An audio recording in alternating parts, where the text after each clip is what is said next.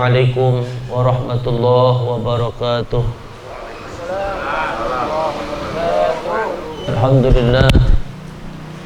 Alhamdulillah innal hamdalillah nahmaduhu wa nasta'inuhu wa nastaghfiruh wa na'udzu billahi min shururi anfusina wa min sayyiati a'malina may yahdihillahu fala mudilla lahu wa may yudlilhu fala hadiya lahu. Ashhadu an la ilaha illallah wahdahu la syarika lah wa ashhadu anna Muhammadan abduhu wa rasuluhu la nabiyya ba'dah. Allahumma fasalli wa sallim wa barik ala sayyidina Muhammad wa ala alihi wa sahbihi ajma'in, amma ba'du. Subhanaka la ilma lana illa ma 'allamtana innaka antal alimul hakim. Rabbi shrah lana sudurana wa yassir lana umurana wahlul 'uqdatam min lisani yafqahu qawli, amma ba'du. Hadratul mukarramun, para alim, para ustaz, khusus Ustaz Ahmad Sofyan, semoga Allah berikan sehat wal afiat, amin.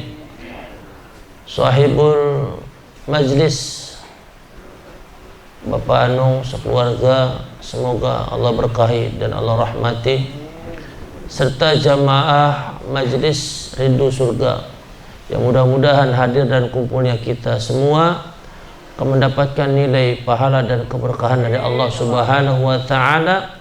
Allah ya, jadikan hidup kita diberkahi dengan keberkahan yang banyak, dan Allah jadikan keluarga kita menjadi keluarga yang sakinah, mawaddah, warahmah. Allah jadikan anak-anak kita anak-anak yang saleh dan salihat, amin ya rabbal alamin.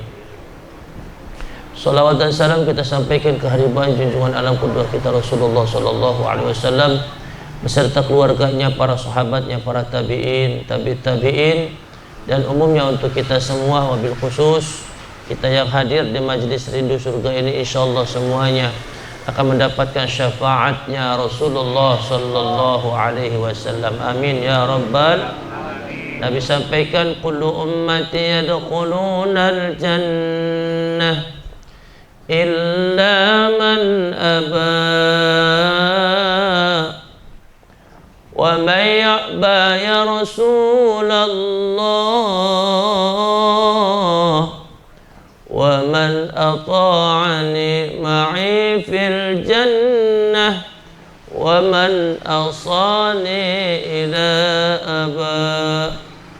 Qul ummati yadkhuluna al-jannah, kata Nabi, setiap umatku pasti masuk ke dalam surga, amin ya rabbal alamin. Illa man aba, kecuali mereka yang enggak mau masuk ke dalam surga. Sahabat bertanya, wa may ya'ba ya Rasulullah, siapa orang yang enggak mau masuk ke dalam surga itu ya Rasul? Maka Rasul menjawab, wa man ata'ani ma'i fil jannah, barang siapa yang taat kepadaku, mengikuti sunnah-sunnahku, kata Nabi, ma'i fil jannah, bersamaku nanti di dalam surga. Wa man asani ila aba, dan barang siapa yang maksiat kepadaku, maksiat kepada sunnah-sunnahku, menolak perintahku, kata Nabi, ila aba, itulah orang yang enggak mau masuk ke dalam surga. Mudah-mudahan kita semua akan bersama Nabi di dalam surga, amin ya rabbal. Jamaah rahimakumullah, rahmati Allah subhanahu wa ta'ala. Tak terasa kita berada di malam akhir di bulan Sya'ban, malam ke-29 di bulan Sya'ban. Insya Allah malam besok kita masuk malam pertama di bulan suci Ramadan. Mudah-mudahan Allah panjangkan umur kita untuk menjalani ibadah Ramadan secara maksimal dan secara sungguh-sungguh, insya. Jamaah rahimakumullah, di dalam setiap kesempatan di ujung bulan Sya'ban ini ada namanya tarhib Ramadan. Tarhib Ramadan artinya menyambut bulan suci Ramadan dengan apa? Dengan targhib, dengan membangkitkan motivasi semangat ibadah. Agar apa? Agar kita menjadi orang yang beruntung dan kita naik level di antara level-level umat Nabi sallallahu alaihi wasallam, yaitu menjadi level orang-orang yang bertakwa. Jamaah rahimakumullah, sebagai selingan saja, dalam kajian ilmu tauhid, bahwa tingkatan iman itu ada tingkatan-tingkatannya. Jadi kita nih beriman kepada Allah dan Rasulnya itu ada tingkatan-tingkatannya. Tingkatan paling dasar disebut dengan muslimun, orang-orang yang selamat. Muslimun, orang-orang yang selamat. Yang kedua, tingkatan di atas muslimun disebut dengan mukminun, orang-orang yang beriman. Muslimun belum tentu mukminun. Mukminun pasti muslimun. Lalu tingkatan di atas mukminun disebut dengan muttaqun, orang-orang yang bertakwa atau orang-orang yang takut. Orang bertakwa pasti dia beriman, pasti orang Islam. Tapi orang Islam belum tentu beriman, belum tentu bertakwa. Orang beriman belum tentu bertakwa. Pasti dia orang Islam. Artinya ke bawahnya bisa, ke atasnya belum tentu bisa. Muslimun, muttaqun, mukminun, muttaqun, maka di atas dari muttaqun itu adalah muhsinun, orang-orang yang senantiasa hidupnya dalam kebaikan. Orang-orang muhsinun pasti muttaqun, pasti mukminun, pasti muslimun. Tapi orang-orang muttaqun belum tentu dia muhsinun. Ini tingkatan di atasnya. Ya, sekali lagi, muslimun, mukminun, muttaqun, muhsinun, maka tingkatan yang tertinggi yang disebut dengan salihun, orang-orang saleh. Nah, ini tingkatan. Makanya kita itu beruntung, Pak. Ya, beruntung karena kita senantiasa berdoa kepada Allah untuk digolongkan kepada 3 golongan manusia yang Allah pilih. Ya, apa doa kita? Doa yang selalu kita baca setiap habis wudu. Asyhadu an la ilaha illallah wahdahu la syarikalah wa asyhadu anna Muhammadan abduhu wa rasuluh. Allahumma ja'alni minat tawabina waja'alni minal mutatahhirin waja'alni min ibadikas salihin. 3, Pak. Ini kira-kira habis wudu sering baca doa itu nggak kita? Langka ya, jarang ya. Padahal itu penting, Pak. Dan doa itu bukan cuma pas habis wudu, dalam keadaan apapun kita minta kepada Allah. Allahumma ja'alni, ya Allah jadikanlah aku minat tawabina, bagian dari orang-orang yang senantiasa bertaubat. Jadikanlah aku golongan dari golongan orang-orang yang senantiasa bertaubat, bagian dari golongan orang-orang yang senantiasa bertaubat. Waja'alni minal mutatahhirin, dan jadikan aku bagian dari golongan orang-orang yang senantiasa mensucikan dirinya, membersihkan dirinya. Waja'alni min ibadikas salihin, dan jadikanlah aku golongan, bagian dari golongan orang-orang yang saleh. Masya Allah. Ya Pak ya, jangan lupa habis wudu sempatin baca doa itu. Asyhadu an la ilaha illallah wahdahu la syarikalah wa asyhadu anna Muhammadan abduhu wa rasuluh. Allahumma ja'alni minat tawabina wa ja'alni minal mutatahhirin wa ja'alni min ibadikas salihin. Ada yang belum hafal? Ada yang belum hafal? Insyaallah hafal semua. Amin ya rabbal alamin.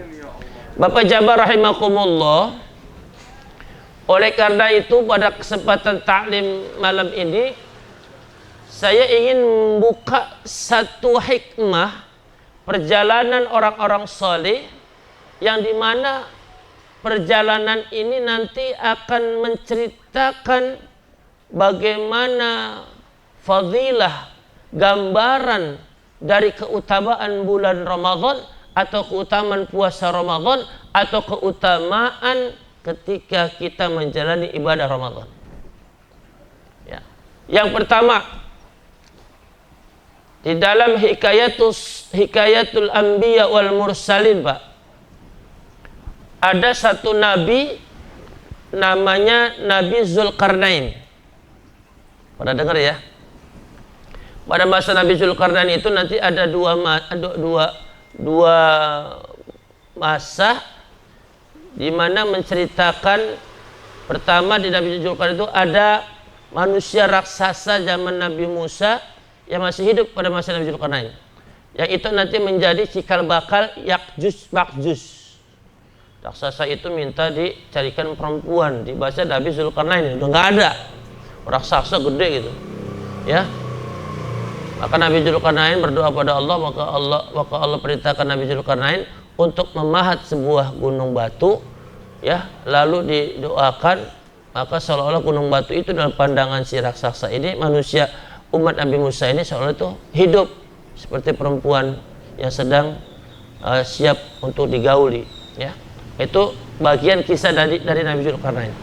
Tapi Pak, jamaah sekalian, ada kisah Nabi Zulkarnain yang menjadi gambaran buat kita orang-orang muslimun, orang-orang Islam yang melaksanakan puasa ya.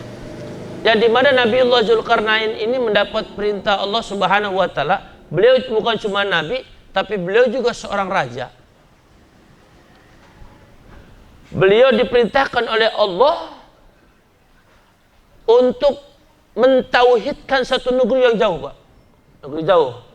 Dan itu dalam perjalanannya itu jalan kaki, nggak ada mobil, kereta, pesawat, jalan kaki, Pak.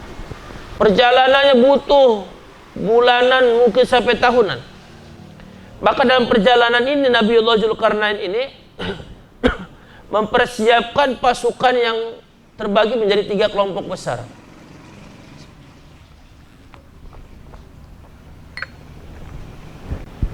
Terbagi menjadi 3 kelompok besar.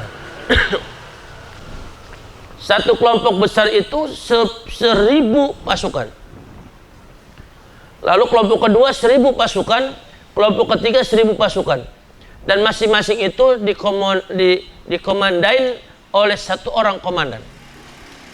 Maka singkat cerita, Nabiullah Zulkarnain ini mengajak 3 pasukan besar ini untuk berjalan mengarungi sungai, mengarungi hutan, mengarungi padang pasir, padang rumput. Lama perjalanan, mereka berjalan lama, sekian hari atau sekian minggu. Maka ketika mereka istirahat dalam perjalanan yang panjang tadi, Pak, Bu, jamaah sekalian, mereka istirahat. Nabiullah Zulkarnain memberikan fatwa kepada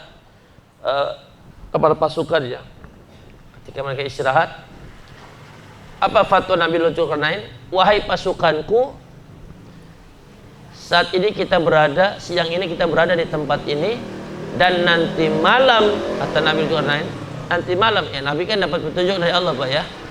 Nanti malam kita akan memasuki tempat yang sangat dingin, dan tempat itu kita akan melewati sungai yang sangat lebar, sangat luas ya, sangat deras airnya.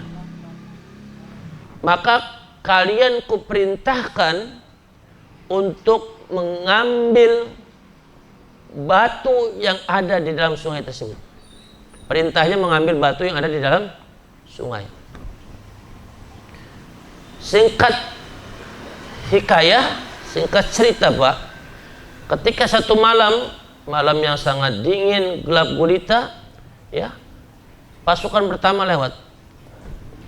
Ketika lewat, mereka istirahat di tengah-tengah sungai tadi, minum airnya, cuci muka dan sebagainya ya. Lalu komandan pasukan menyampaikan pesan, wahai pasukanku, Presiden Nabiullah Dzulkarnain, raja memerintahkan kita untuk mengambil batu yang ada dalam sungai ini. Maka aku perintahkan kalian jangan mempersulit perjalanan kita, kita lanjut saja. Ya, batu-batu di sungai ini banyak, di kampung kita juga banyak. Ya, kampung kita juga banyak batu-batu tersebut.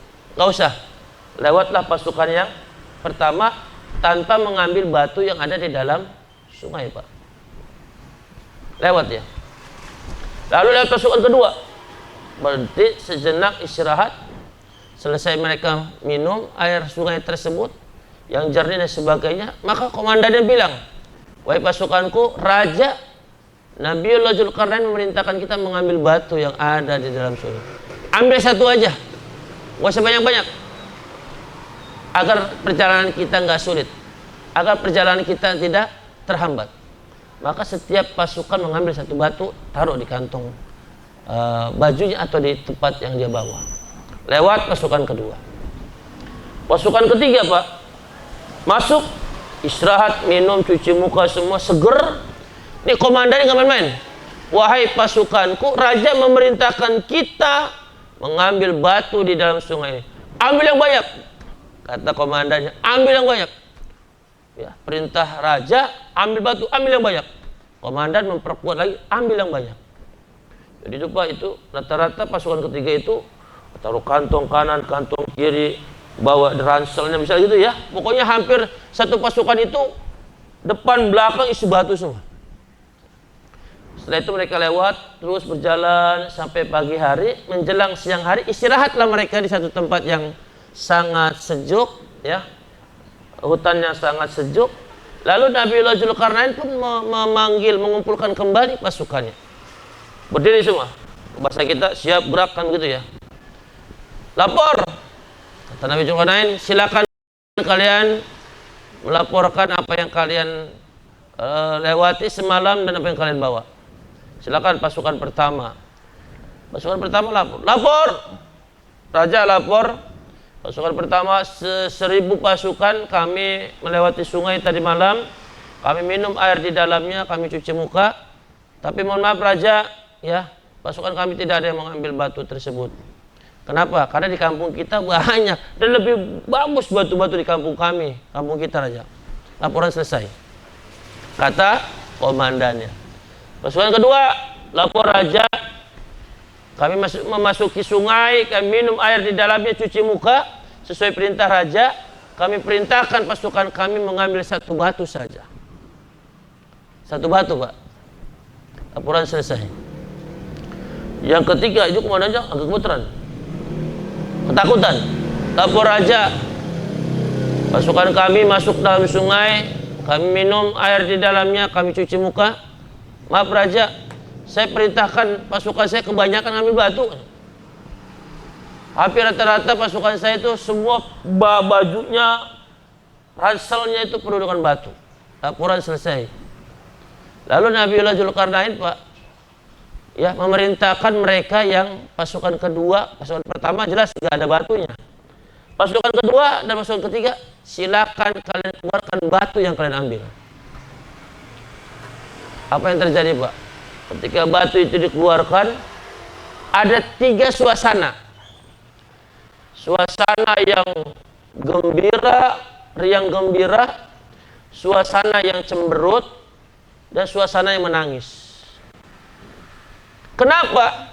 Pasukan pertama nangis, Pak, ngelihat pasukan kedua dan ketiga. Pasukan kedua cemberut melihat pasukan yang ketiga. Pasukan ketiga itu riang gembira. Kenapa? Ternyata batu yang mereka ambil itu batu-batu zamrud yang begitu mahal harganya, yang tidak ada di negeri-negeri manapun kecuali ada di tempat itu. Maka Bapak Jabat sekalian, akan ada 3 kelompok orang-orang Islam ketika mereka memasuki yang namanya sungai Ramadan. Allah siapkan sungai Ramadan, mengalir air yang jernih, mengalir pahala yang besar, mengalir ampunan yang besar, mengalir rahmat yang besar di bulan Ramadan. Sungai yang panjangnya 30 hari, 30 malam atau 29 hari, 29 malam. Allah perintahkan kita untuk beribadah di dalamnya.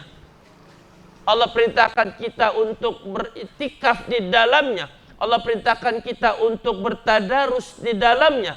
Allah perintahkan kita berpuasa di dalamnya. Allah perintahkan kita bersedekah di dalamnya. Allah perintahkan kita untuk ta'lim di dalamnya.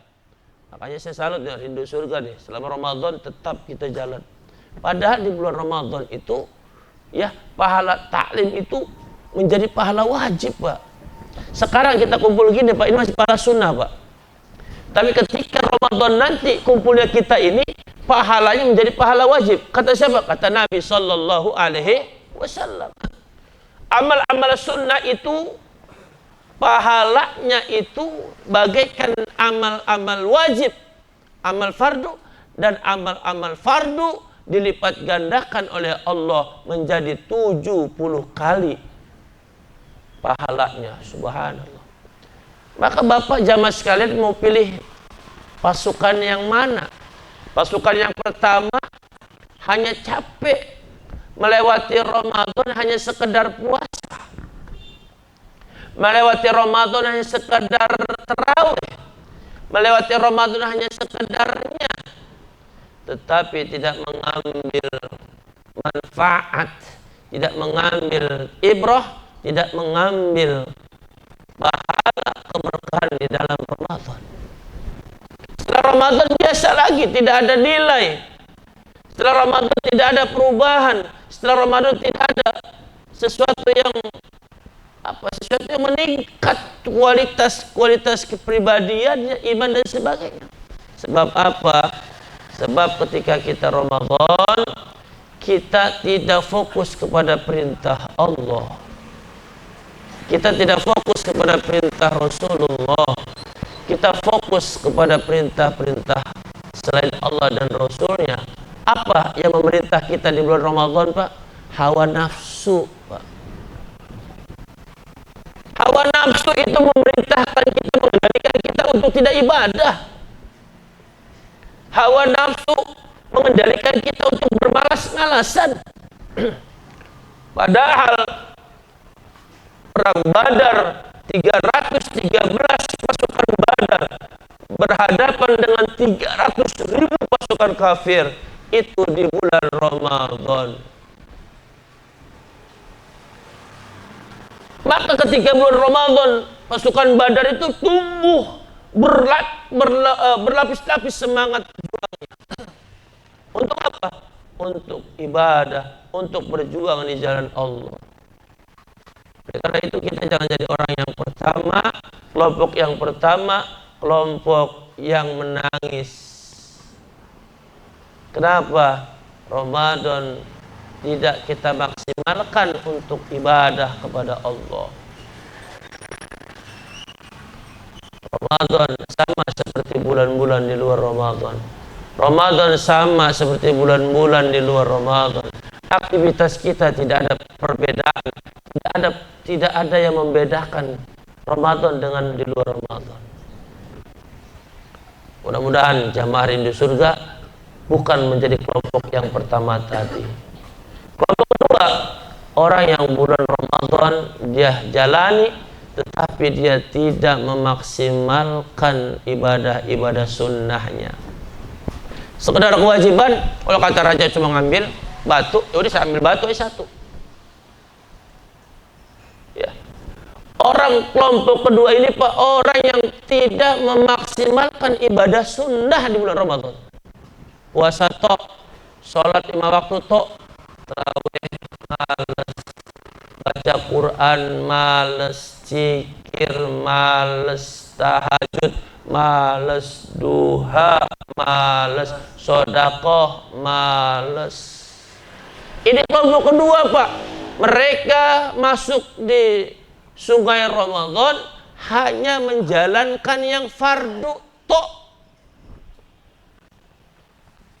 Azannya sholat, Qabliyah, ba'diyah enggak dijalanin. Masya Allah. Fardu yang kita jalankan di bulan Ramadan 70 kali pahalanya di luar Ramadan. Qabliyah, ba'diyah, baca Quran, duha, tahajud, tarawih, apapun semua sunnah-sunnah di bulan Ramadan yang kita jalankan, itu pahalanya menjadi pahala fardu. Maka kelompok yang kedua ini, orang yang memasuki sungai Ramadan cuma ngejalanin fardu tok, dia hanya mendapatkan yang pokoknya saja. Perintahnya ambil batu, udah, kemudian aku ambil batu udah sekedar, tapi tidak menjalani sunnah-sunnahnya. Zuhur ada qabliyah ba'diyah, asar ada qabliyah, habis asar zikir, istighfar 100, tasbih 100, sholawat 100, paling minim itu ya. Maghrib sebelum maghrib itu kita isi dengan iftar jama'i dengan keluarga atau di masyarakat. Sholat sunnah qabliyah, sholat sunnah ba'diyah maghrib. Habis maghrib jangan dihantam lagi ya, pokoknya habis maghrib, wah ini pokoknya jus 4 jus, bukan baca Quran 4 juz, minumannya 4 juz depan muka. Nah kita mah Ramadan itu kan harus baca Quran, 1 hari 1 juz kalau kita mau khatam.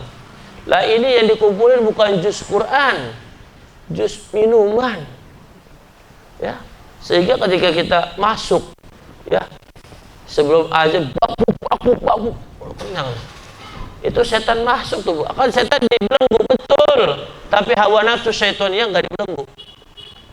Kekenyangan kita ya, yang harusnya kita bisa sholat berjamaah di masjid, di musola, lah kita sholatnya di rumah sendirian lagi. Ya Allah, ruginya jadi orang Islam Ramadan sholatnya sendirian, rugi ya Pak ya, rugi. Habis isya, sebelum isya ada qabliyah, habis isya ada ba'diyah, ada tarawih. Pak, kata Doktor Adi Hidayat LCMA, beliau katakan rugi orang yang sholat tarawih tapi meninggalkan yang besar, yaitu ba'diyah isya. Jadi ba'diyah isya itu Pak, kedudukan makomnya di dalam sholat sunnah itu, sholat qabliyah ba'diyah itu kedudukannya di bawah sholat fardu. Tarawih itu jauh di bawah sholat rawatib tadi, sudah rawatib tadi. Maka kata Dr. Adi Hidayat, rugi orang yang sholat tarawih tapi meninggalkan sholat ba'diyah isya. Jadi kita jangan lupa nih Pak, ba'diyah isyanya dipakai. Tarawih, masalah tarawih terserah, mau 11 bagus, 23 lebih bagus ya. Yang jelek yang nggak pada tarawih Pak, betul nggak? Wah begini ribut 23 ribut. Yang salah itu yang nggak tarawih ya. Mau 23 silakan bagus, mau 11 silakan bagus, nggak ribut ya. Kalau ditanya yang jelek yang mana, yang benar yang mana, benar dua-duanya. Yang nggak benar yang nggak sholat tarawih. Betul Pak ya. Jadi setelah kita tarawih Pak, tarawih ya, nah di situlah baru kita mungkin, kalau kita biasa makan malam ya habis tarawih makan malam, kan begitu ya. Tapi jangan dihantam lagi. Kenapa? Karena ada sahur, ada sahur ya. Nah sebelum sahur Pak, kita udah berjadwal tadi, sahur jam berapa, jangan sahur jam 1 jam 2 gitu kan. Tapi kalau udah biasa puasa Pak, air putih juga cukup Pak. Kalau kita latihan ya, alhamdulillah ya, saya mencoba ngikutin arahan dari guru-guru saya. Dari bulan Rajab latihan puasa ya, bulan Rajab latihan puasa 10 awal, Yaumil Bid 13, 14, 15, Senin Kemis. Sya'ban lanjutin. Ya alhamdulillah Pak. Ya, di Rajab Sya'ban itu sekedar air putih 1 gelas sama biskuit gitu ya. Saya kadang beli biskuit itu ya, yang biskuit itu 2-3 biskuit. Alhamdulillah sampai sore kuat ngajar 9 jam pelajaran, setengah 7 sampai jam 3 gitu. Alhamdulillah gak ngaruh. Kenapa? Tadi kita sudah ada pembiasaan. Maka orang-orang siapapun mereka ketika tidak melakukan pembiasaan ibadah jauh sebelum Ramadan, dia tidak akan kuat. Dia tidak akan istiqomah, Pak. Tidak akan istiqomah. Lihat. Ya. Seminggu itu udah bagus itu. Kalau nggak hujan, tutup itu. Tutup jalanan musola. Betul ya? Seminggu. Masjid saya itu 3 lantai, Pak. Itu kalau 5 hari pertama itu lantai 3, lantai 2. Ya Bang udah sering ke masjid saya Bang. Itu Masya Allah penuh. Itu udah minggu kedua, ampun Masya Allah, lantai 3 kosong, lantai 2 kosong, lantai 1 masih penuh. Bagus lah gitu ya. Minggu ketiga itu lantai 1 itu masih pakai. Kenapa seperti itu masyarakat kita? Kenapa seperti itu umat Islam hari ini? Karena mereka tidak melakukan pembiasaan ibadah jauh sebelum Ramadan. Yang kedua, mereka nggak tahu fadilah. Mereka nggak paham bagaimana peran dan fungsi manfaat Ramadan untuk diri mereka. Nggak paham. Kalau orang paham, ngerti, dia akan menjaga ibadah ini dengan baik. Karena nggak paham Pak, karena nggak ngerti. Ibadah Ramadan ini turunan. Yang parahnya lagi nih bulan Ramadan nih Pak, ini parah banget. Saya perhatikan tiap tahun pasti ada di mana-mana. Munculnya atlet-atlet jadi-jadian. Ya, habis sahur bukan pada baca Quran, jogging, selampe, pakai celana street, Masya Allah. Kalau kali baru itu habis sahur itu ada 2 tuh, kalau enggak jogging tawuran. Apa menjelang puasa juga begitu, menjelang berbuka juga begitu. Jadi masyarakat kita ini Pak, kenapa seperti ini Pak? Karena nggak dididik oleh pemimpin-pemimpinnya. Semenjak dilakukan pembiaran menjauhkan masyarakat dari kebenaran hukum. Ya, habis tarawih muncul atlet-atlet bulu tangkis sama atlet-atlet futsal. Aduh, saya bilang, yang parah lagi, ya, bulan Ramadan itu Pak, ini khususnya di daerah saya Kalibaru. Mudah-mudahan didengar itu. Saya udah minta sama pengurus Ikatan RT RW Kalibaru. Mohon dengan sangat, saya bilang, betul abang ipar saya, mohon dengan sangat tembuskan ke seluruh elemen masyarakat, tolong tidak ada dombrek ya, ketika membangunkan sahur. Itu dombrek itu Pak, ladang maksiat Pak.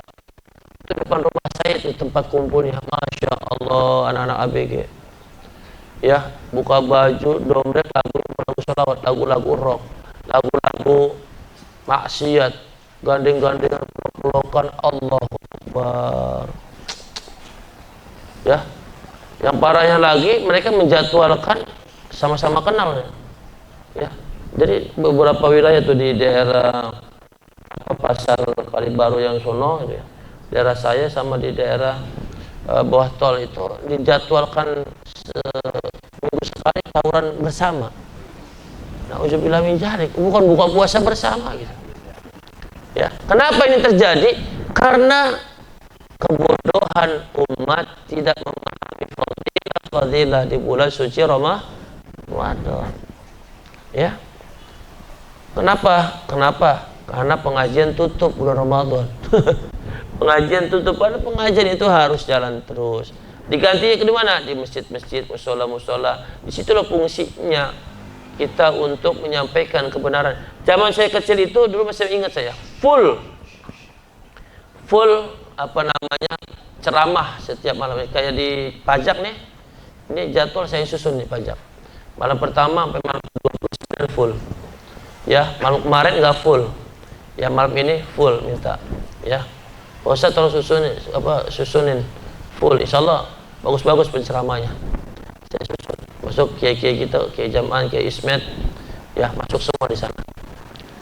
Nah, kondisi seperti ini Pak, ini kondisi yang menjadikan umat ini terus terbelakang dan terbelakang. Ramadan ini adalah syahrut tarbiyah, bulannya untuk mendidik kita, mendidik jasmaniyah, mendidik rohaniyah kita. Yang mana makamnya nanti naik menjadi makam muttaqun. Kenapa Allah pengen kita menjadi orang bertakwa, Pak? Kenapa? Karena Allah pengen hidup kita jangan susah.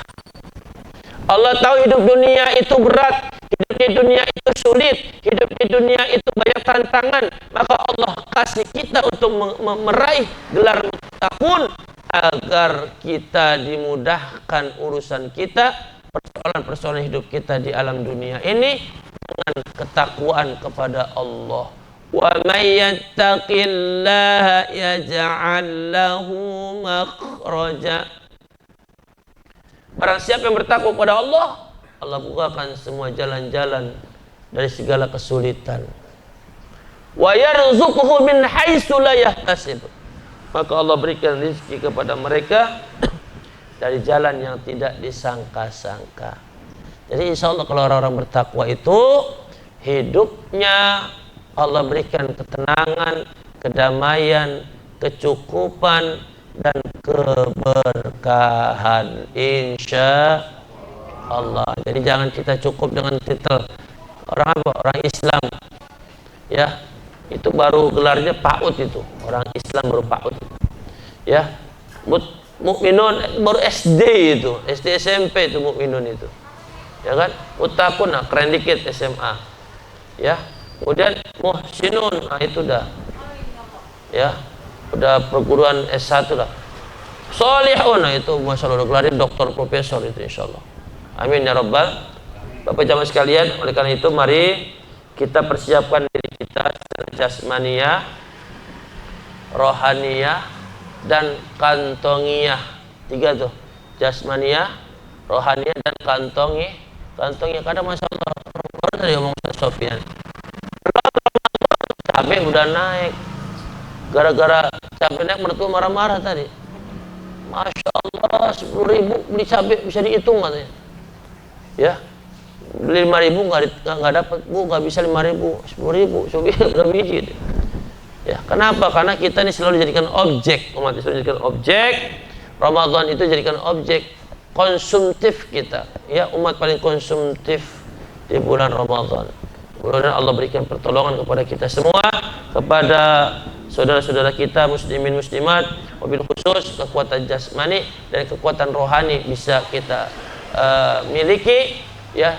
Dan kita minta kepada Allah agar Allah berikan kita keistiqomahan di dalam menjalankan ibadah-ibadah yang rukun maupun ibadah-ibadah yang sunnah selama bulan suci Ramadan. Marhaban ya Ramadan, marhaban syahrul syiyami, marhaban ya syahrul Ramadan, marhaban syahrul syiyami. Ya Allah, sampaikan umur kami di bulan Ramadan. Ya Allah, berikan kami kekuatan jasmani dan rohani untuk menjalankan ibadah di bulan Ramadan. Ya Allah, berikan kami keistiqamahan untuk menjalankan ibadah-ibadah yang rukun, ibadah-ibadah yang sunnah selama bulan suci Ramadan. Sehatkan jasmani kami ya Allah, sehatkan rohani kami ya Allah, sehatkan ekonomi kami ya Allah, agar kami mampu istiqamah menjalankan ibadah di bulan Ramadan. Ya Allah, ya Rabb, berikan hidayah untuk saudara-saudara kami untuk keluarga kami, untuk anak-anak kami, untuk tetangga-tetangga kami, untuk masyarakat kami ya Allah, agar mereka juga istiqamah sungguh-sungguh menjalankan ibadah Ramadan ya Allah. Ya Allah ya Rabb, jadikan Ramadan ini bulan yang mulia, bulan yang suci, agar kami mampu menjalankan dengan khusyuk ibadah di bulan Ramadan.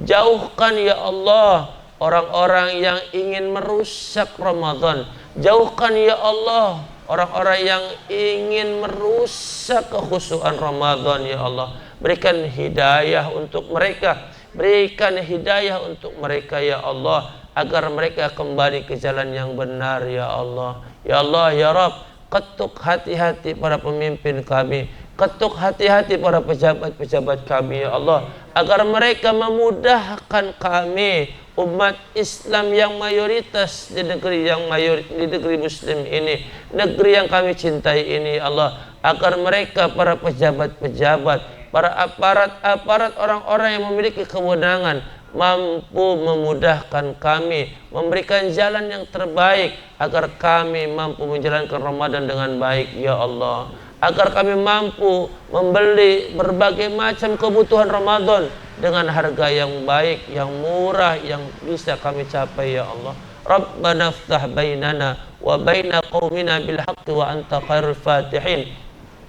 Allahumma iftah alaina abwabal khair, abwabal barakah, abwabal ni'mah, abwabal sihah, abwabal afiyah, abwabal quwwah, abwabal rizqi, abwabal ilmi, abwabal jannah. Ya Allah ya Rabb, ampuni dosa-dosa kami.